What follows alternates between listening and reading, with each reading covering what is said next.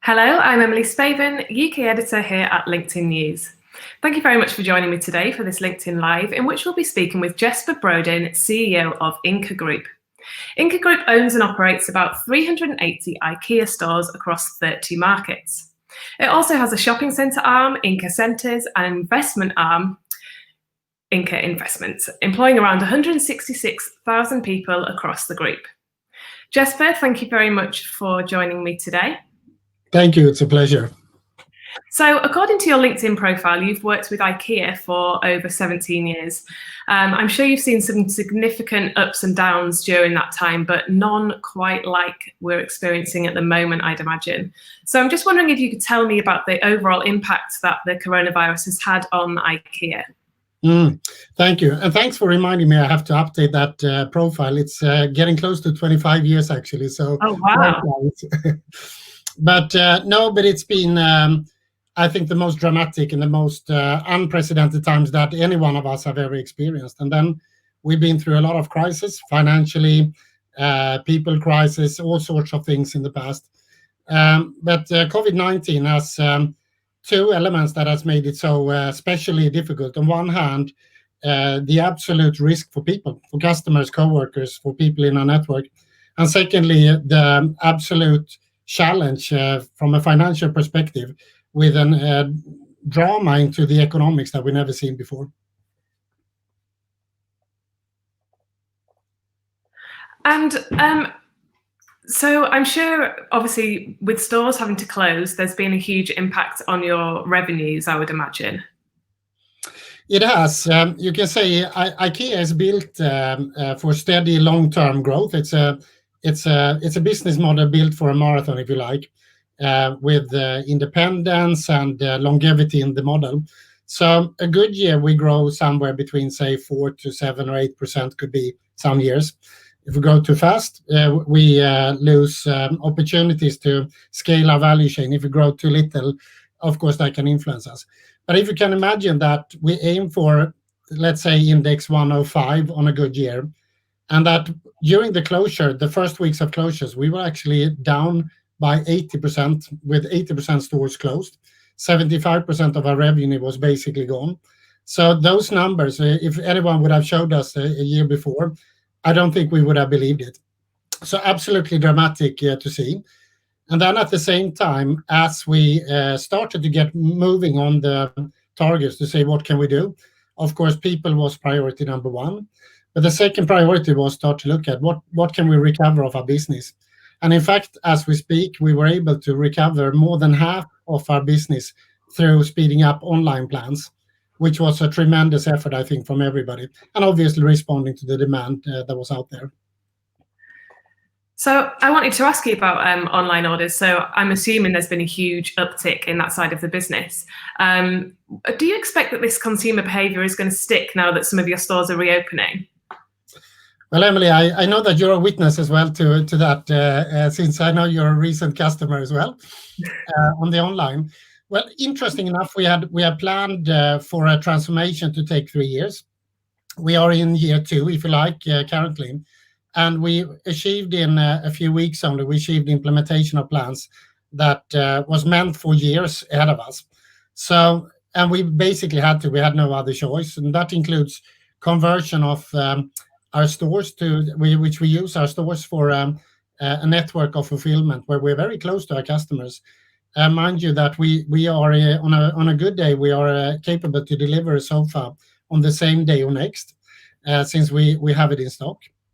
So that capability, including lots of investments and work with the digital IKEA, where we were a bit slow in the start, but we are speeding up now, rolling out the IKEA app, scaling up web capacities, making it easier for people to shop and so forth. But the interesting thing that surprised us was coming back to opening stores. We expected from learning in China and some of our think tanks that we would have a gradual build-up of people returning to our stores. But unlike China, which was, of course, first out of the crisis, we saw an absolute euphoria in Europe that has also continued in North America, where we have had sales records in Germany, UK, France, Sweden, and so forth, where people basically have been queuing outside our stores since we have to manage risks in different ways. But there is, of course, accumulated demand. But there is something else also, I think, and it's also something more than the focus on life at home, which is one of the trends right now. I think it is a joy just to get out of your apartment and your house and get back into society, and hopefully also a sense of trust that we are managing with the risk aspects in a good way. So thinking about the period that your stores were closed and obviously a huge proportion of staff weren't able to go into work, I'm just wondering if you are able to share the proportion of your workforce that you maybe had to make redundant or place in furlough due to the crisis. Now, we're obviously happy to share. You can say, I need to start by saying we have to be very humble, because it might as well be so that the worst is ahead of us. And so you can say in the early days of, or the early weeks of COVID, we took the decision to guarantee salaries for our coworkers globally for a month, to buy ourselves a little bit of time to respond to and understand the crisis. Obviously, it was scary, because when you're left with so much of your revenue gone, there will be a time limit when you're not capable of paying salaries and staying open anymore.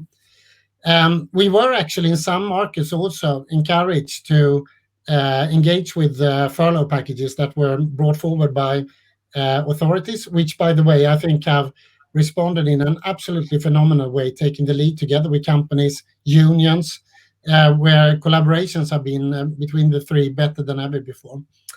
Now, at that point, we had forecasted loss, a heavy loss in our books, and we basically didn't have any answers about when we'll be able to open again. But as things progressed, we were actually recently in a position where we saw that we managed to climb slightly above the zero line, so we're turning the numbers from red to black. And as such, we also felt it was important for us to not be, from a society perspective, we should not be reliant on furlough. We think that money can be used better to other parts of society, where we actually decided to hand back or pay forward the money from furlough. And if you look at the redundancies, so far, we haven't seen dramatic numbers. But we need to remind ourselves that this autumn, the forecast from most experts around the world is telling us that it would be naive to believe that we will come back to a stronger economy or even the same economy. But there are numbers of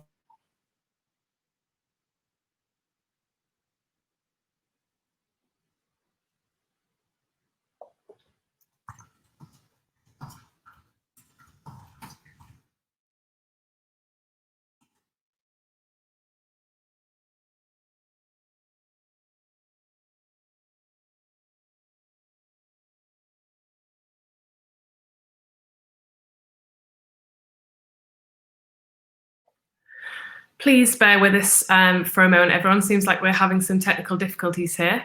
I'll see whether we can get Jesper back on. Just give us a sec.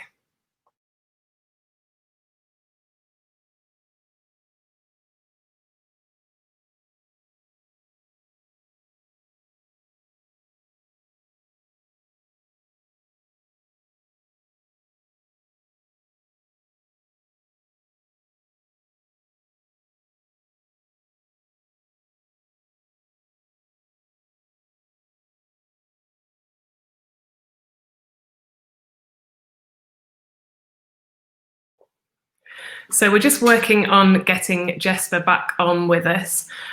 So what we'll be moving on to next, so it's been interesting to hear about obviously the schemes that the company has been taking advantage of, and the fact that he's going to be giving back that money to governments that have helped out. So next I'd like to move on to talking about reopening plans. So obviously the company has reopened some stores in some nations. So I'd like to hear what he's learned from those experiences of reopening those stores that he's been able to apply elsewhere, and perhaps whether there's been any differences between reopening here in the UK versus reopening in another nation. So hopefully he can tell us a bit more about that. I'd also like to ask him around his own personal experiences of leading such a big company during such an unprecedented time. So I'm hoping he can give us some insights on that as well. We're taking questions from you there in the audience watching from home. So if you've got anything that you'd like to ask Jesper, please post those in the comments. But also, if you work in the retail industry, I'd love to hear your point of view as well. So obviously you might not work for a big company like IKEA, but I'm sure you've got plenty of interesting experiences to share. So what have been your experiences from the past few months? I'm assuming your business has had to close, or perhaps you've been on furlough. Any of those experiences we'd like to hear about. I'd also be interested to hear whether you've been taken advantage of the government scheme, so any of the loans that have been available, also the furlough scheme for paying staff members. What do you think about those schemes? Have they gone far enough? Could you do with more help from the government, or do you think it's been adequate?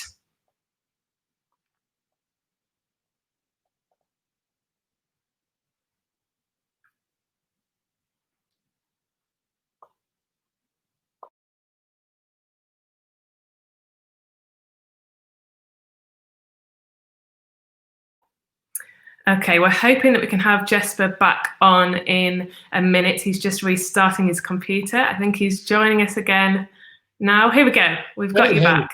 I think you asked two direct questions, maybe. So that's yeah. You freaked out when I asked about the furlough schemes, didn't you? Sorry that the computer just turned off here. So hopefully that will happen again.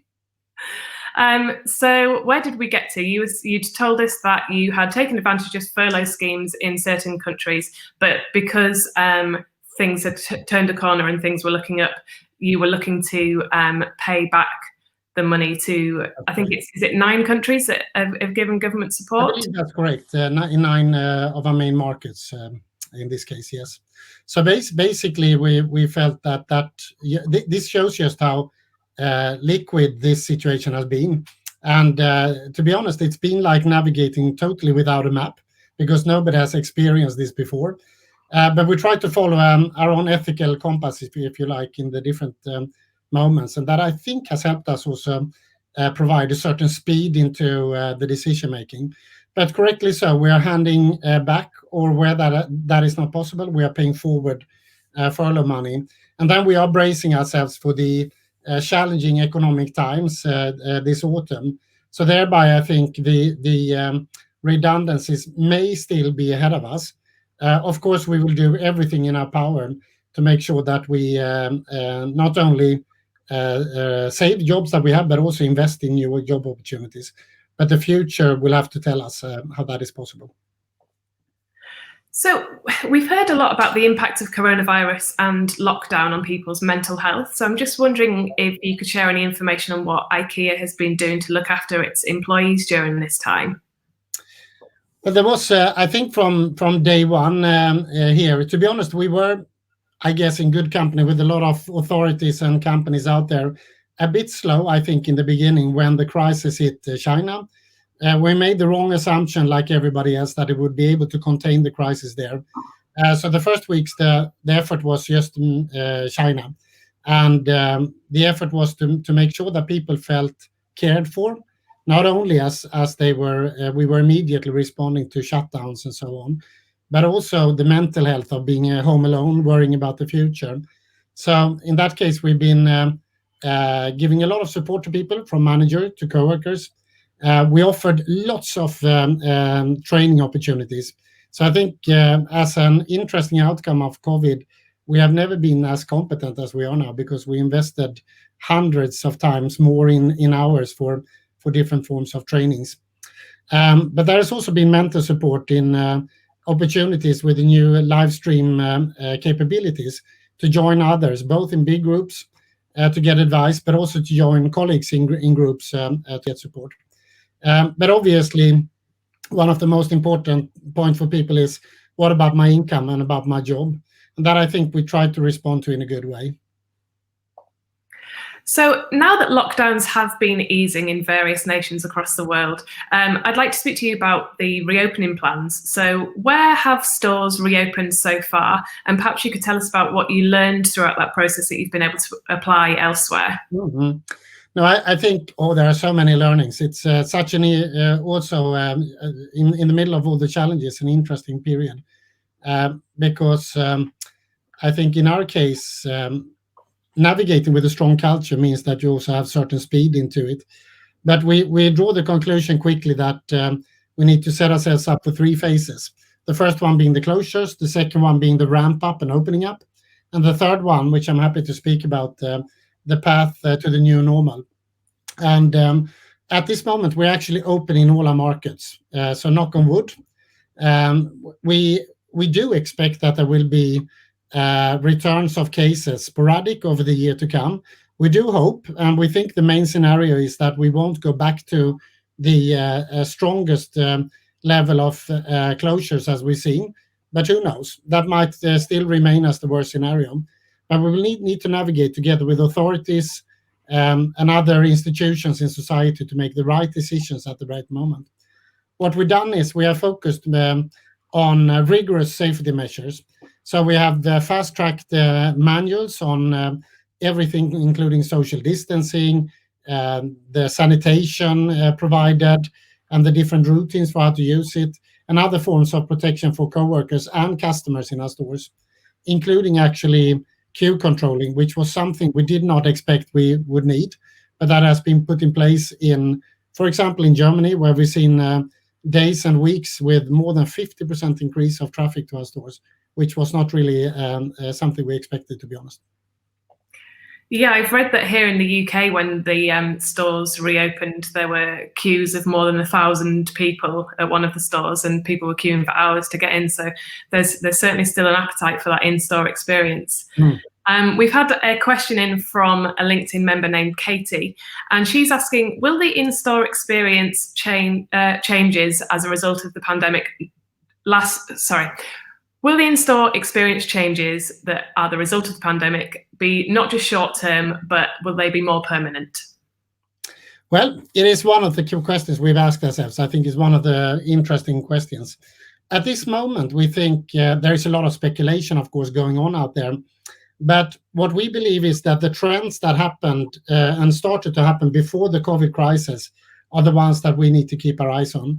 So the technical opportunities of reaching people 24/7 in much better ways. You know, in the old days, before digital, if you like, the IKEA model of expanding would be store by store, market by market, which is a slow and steady, but slow way of expanding.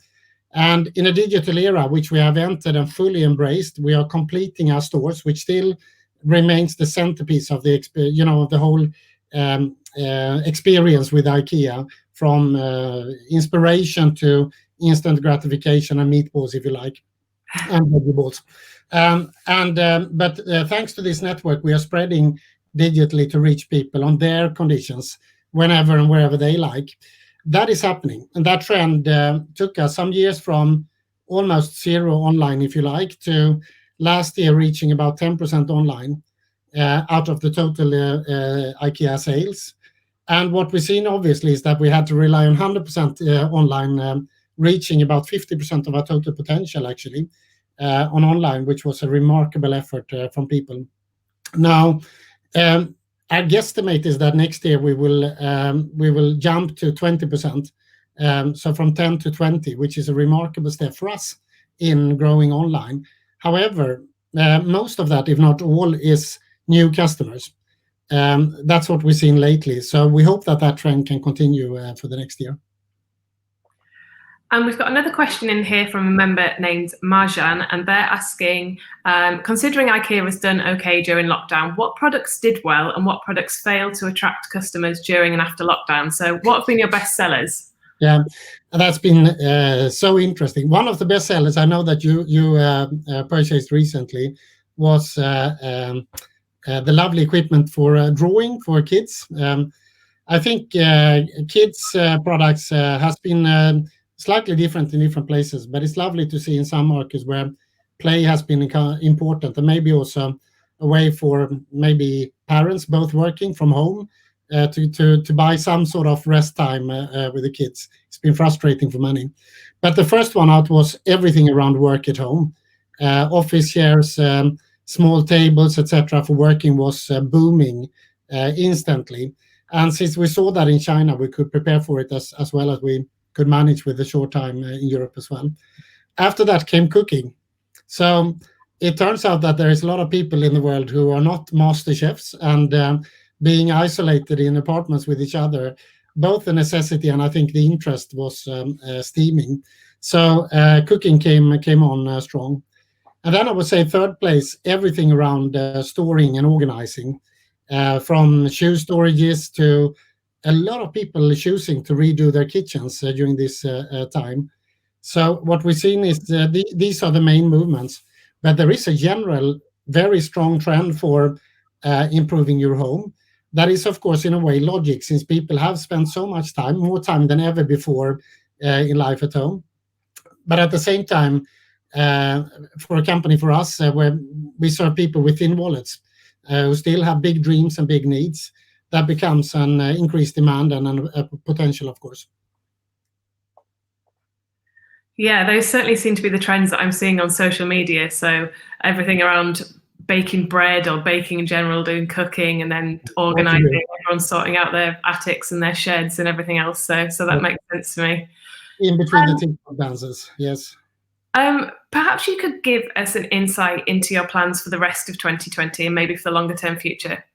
So I know that here in the UK, you've closed down your mega store in Coventry, but you've been opening smaller planning stores or showrooms elsewhere. Could you tell us a bit about that strategy and what else you have planned? Thank you. So I think obviously over the history, we have had a few number of store closures. They have typically been normally part of where we're testing new ways of meeting customers that hasn't worked out as we planned, and that's part of it.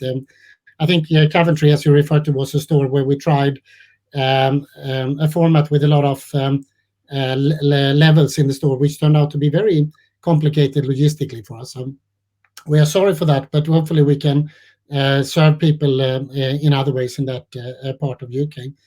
But the main movement is really completing the digital layer, if you like, where people can reach us 24/7. We're in a testing phase, looking into serve those customers who still want a hands-on experience, who still want to talk to somebody, to relate to when it comes to their choices in life at home. And as we know, the slow-moving trend, but a very steady and strong one, is the whole urbanization. And in spite of COVID, we don't see any reasons to that would not continue in the future. And that means there is a group of customers in the heart of the cities, like London, like Paris, like New York, like Shanghai, like Tokyo, where people simply don't have a vehicle. Even if we have maybe surrounded the city with IKEA stores, like in London, there is a bit of a commute for people to go. So you tend to go for the bigger purchases and when you make maybe a move in life and so on. But, on a Tuesday afternoon after your work, or maybe even later at night and so forth, we need to move IKEA and offer it closer to customers. So we are testing planning studios, where basically we don't sell instant gratification, but we show inspiration, we show solutions, and we offer planning help. Another format is the excess stores, the smaller stores, where you have some of the accessories and small furniture where you can pick up, and the rest you would anyhow like to order online. But it's an opportunity to meet us and to see what we can offer. And is that strategy that's been applied across all markets, or does it vary depending on the country? Well, we are in a very exciting phase, to be honest, because we said since many years IKEA's concept had been refined and developed. So in our manuals, there is little left for chance, if you say. We want to greet people and make them feel welcome from the first meter. We want to send a couple of important signals. We know when people start to get hungry. We try to help people to find what they look for. So all of this led us to refine and improve the current concept. But what we're doing today is basically exploring almost anything, meaning trying to open up for testing and trying where failure is part of what we want to do, and we want to fail fast if that is the case. So right now we are scaling out smaller stores in big cities. Some of them we invest in ourselves. We like to be independent, so if we can acquire the property, we would probably try to do that. There is some limitation to that, of course. But at the same time, we're testing planning studios, even smaller formats. A specialist store in Tokyo, we recently opened a city store which is entirely dedicated to living in small space, which is probably the Japanese, together with Hong Kongese and a few more, are the ones living on the smallest number of square meters, square inches. And thereby, we will, in the, say, 12 to 18 months, probably say goodbye to some of our ideas, but then refine and scale out even stronger some of the concepts that works. So we're in the middle of doing all of that. Interesting, thank you.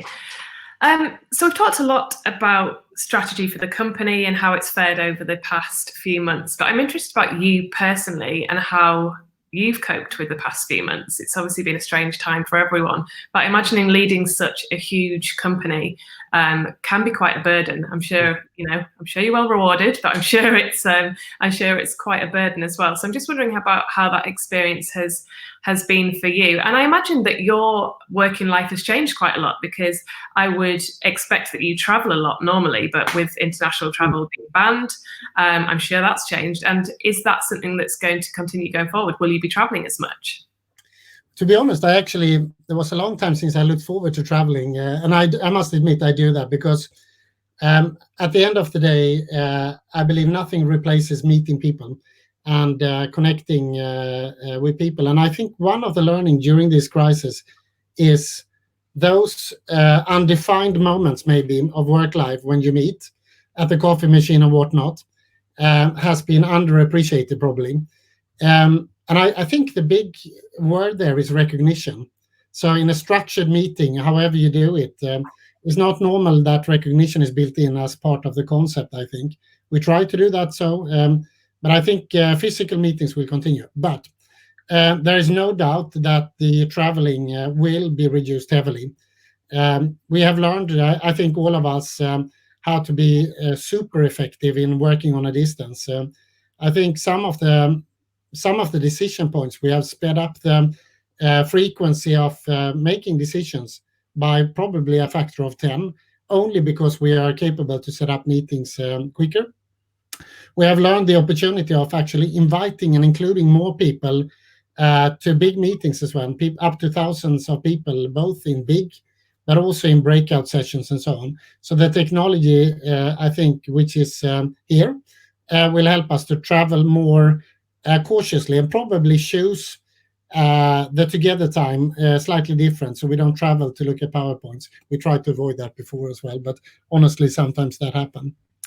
So yeah, that's about traveling. And when it comes to personal, I can just witness, I think, just like everybody else, I've been through all the loops of personal development, of denial in the beginning, big frustration about the plans that we had were, so to say, postponed by this external impact. Realizing the real risks was scary. And I think for me and for all leaders around the world, I think the level of worrying, both for your own people and for the company, including, of course, worrying for your own family, has been on a peak. And that has been heavy from sometimes. And at the same time, I think the human capacity of coping with the crisis, of reaching out a hand, and honestly, to the collaboration level, putting small things aside and really focus on what matters, has made, I think, this a period that I will always remember emotionally as being much closer to both the people I work with every day and people in general that I meet. So yeah, it will probably be an interesting time to reflect on. We're not through it yet, so we park that for a moment. Absolutely. We're coming to the end of our time, but I've got time, I think, to squeeze in a few more questions and comments from members. So this is quite a big one, actually. Steve asks, what's the biggest issue that keeps you awake at night? Steve, I think the biggest issue is now so we have like the peak summertime in Sweden with birds starting at 4 o'clock in the morning. They definitely keep me awake. Sometimes teenagers on second place, I would say. But when it comes to, I think when it comes to the Corona crisis, I think in the beginning, they're being left with not having the answers to the existential question about the company and about all the jobs that we were provided was sometimes a bit difficult, and ending up in dilemmas, problems that don't have a singular set of solutions. Like the furlough question was a bit of that for us. The dilemma of prioritizing safety and at the same time, so to say, rescuing the company before you started to find the paths there. There was a bit moments of worrying. But I think I learned one thing, and that is to maybe worry a little bit less and share the worry with more people so we can get quicker into action. Good advice. So final question. We've actually had a comment through from a member named Peter, and he's commented that in the Netherlands, IKEA had been hiring people by visiting applicants in their homes rather than making them go into IKEA for those interviews. I assume that's something you're aware of. He'd like to know what the thinking was behind this and if it's something you'll continue in future. And a question I'd like to tag on is IKEA still hiring at the moment, or is there a hiring freeze in place due to the pandemic? Well, it's actually, to the last question, it's a bit of both. And we are being cautious in some parts where we have reviewed our investments. We basically, through only a couple of weeks, have reviewed all the priorities, short, mid, and long term, which has been a daunting but exciting task as well, that we have learned so much from. But we are investing as well. We are, for example, reconfirming our commitments to digital investments. We are reconfirming our commitments to sustainability, which is for us, with all the respect of Corona, is the biggest crisis that we in humanity have ahead of us. And this is the decade where we probably will be faced with the most challenges ever. So I think we've done a quite good job to also reconfirm investments and thereby adding job opportunities. Now, Netherlands, I think, is really an interesting one. So because what we say is, which makes a lot of sense when you think about it, regardless of what you do in IKEA, but in particular if you work maybe with sales and communication, it would make sense that you have an interest in life at home. So by placing ourselves in people's home, we can have a dialogue about the meaning of life at home and how people see that in a much more interesting way. I don't think we're there to control how many IKEA furniture you have, but it might be one of the observations. I'm not sure. Hopefully people wouldn't fail on that point. That's all we've got time for today. Thank you so much, Jesper, for joining us. It's been really insightful. And thank you to everyone at home who's been watching. If you only managed to catch this from partway through, then you'll be able to access the whole interview via a link if you just check back on the LinkedIn News UK page. Have a lovely day, and thanks again for watching. Thank you so much.